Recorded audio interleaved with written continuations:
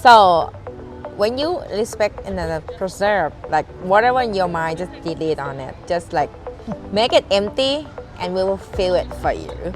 So people were thinking we try to mix both culture together, but that's just not right. We try to show both culture together.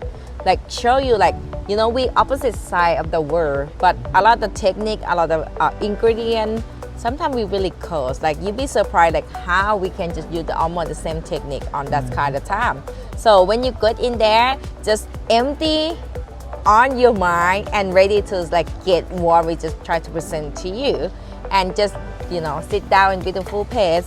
For my side, I feel like I always keep asking customer like, when the last time you sit down under the tree, feel like you picnic with your family? And none of us are like, been a while. You know, that's the answer I got. I feel like, you know, when you walk in there, I want you to feel like you sit down with your friend and family, like do a picnic, really a good, like a different kind of culture. And it's just under the tree. You know, we open on May, right? And May until now, all our customers, no one get the phone up and pay in the meal. Yeah. That's how amazing it, because it's just the price is just make you feel so relaxed, make you feel like you don't need a phone. It's a very calming space. Yes. So from we open until now, none of our customers open the phone and texting or call. No. They only use phone to take take picture. Yes. Yes. They'll take pictures. That's only but one then reason put it they down. do. But nobody's on their phone. Nobody's talking. There's guys. And they make new friends. And they make Yes. new friends. Yeah. That's the experience you will got. Yeah. Yeah, I think that's good.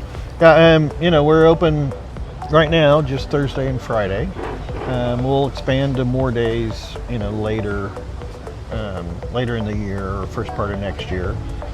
G's got to get Street to Kitchen version 2 We don't want. open. Yeah, we like I said, we both have the restaurant. Yeah, we both have other We want to restaurants. keep both the restaurant, and we want to make sure the preserve is 100% Right. the way we just want to present. So Right. it's just slowly moving, but in a good shape. But That's in a good way. yes. Yeah. So it's two nights a week right now. We've had people ask, you know, is this like a pop-up? It's not a pop-up. This is a real restaurant. It's going to go on. We'll add more days, you know. We'll change the menu, you know, as things change, so it won't always be static.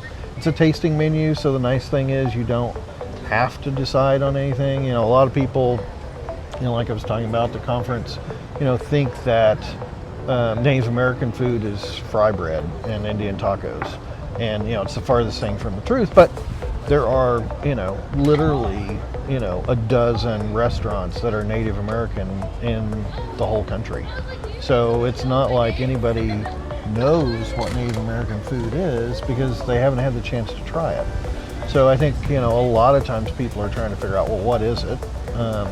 And then, you know, we had a lot of people early on, even some food writers that are like, oh, it's fusion, right? And it's not fusion. We don't cross the line. Yes, our first course is, you know, together, but it's not fusion. We're not trying to take Thai and Native American and come up with something. I feel like we both proud of the both culture, so we try to show both culture on their own way. That's right. Yeah, and we want to tell our own stories, which is nice, but we're doing it in a way where we can intertwine those stories through the being able to talk about food and where it came from. So food pathways. So, you know, all of the things that came from the Americas and went to Europe and Asia and everywhere else. And then the things that came back from Asia, you know, to the US, because we wouldn't have chicken today if it wasn't for, you know, Thailand.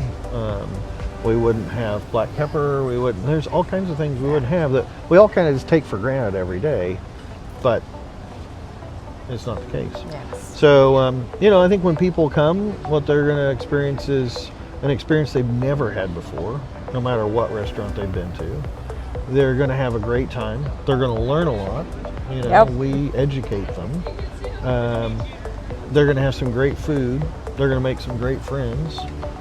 And, you know, they're going to leave nourished both at kind of a physical level and a spiritual level, I think. Yes. You know. I think it takes about like 2.5 and 3 hour max. Yeah, 2.5 to 3 hours. You know, it's one of the things I think as Americans we eat too fast. You know, everything's fast food. Yes. You know, how fast can you get in, out? Restaurants on the, you know, same thing. You know, it's like how fast can I turn the table? We don't turn the tables. We have one seating a night, so that's it. As long as you're there, we're serving you. You know, it's not, you're not going to be rushed.